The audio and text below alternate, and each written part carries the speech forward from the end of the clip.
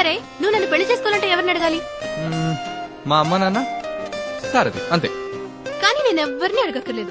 నేను నిర్ణయం తీసుకుంటే చాలు. మీ అమ్మా నాన్నల్ని అడగవా? ఉంటే కదా. సింపతి వద్దు ప్లీజ్. అమ్మా నాన్న చిన్న వయసులోనే ఆశ్రమంలో పెరిగాను. స్కాలర్షిప్ తో బయటకు వచ్చాను. ఉద్యోగం ఏదో గడిచిపోతుంది. ఇదంతా నీకు చెప్పాలనిపించింది. అందుకే మన లైఫ్ లో మనకి ముఖ్యమైన వాళ్ళు మన వదిలి వెళ్ళిపోతే మనము పోనక్కర్లేదు. ఏదో ఒక రోజు తప్పకుండా మన లైఫ్ మనకి నచ్చినట్టు మారుతుంది. నాకు మారింది. నువ్వు ఆలోచించు. హీరోవా? వాడు చచ్చిపోయాడు కదా. నేనెప్పుడు ఏ విషయం చెప్పాలనుకున్నా నువ్వు విన్నదే లేదు.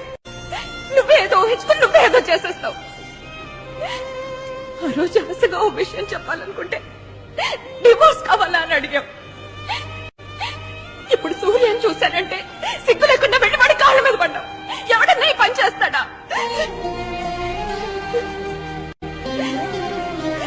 ఇక నీకు నాకు సెట్ అవ్వదు. పోరా, ఏ ఎల్లమ్మో పుల్లమ్మో పొలాల గడ్ల మీద తిరుగుతుంటారు.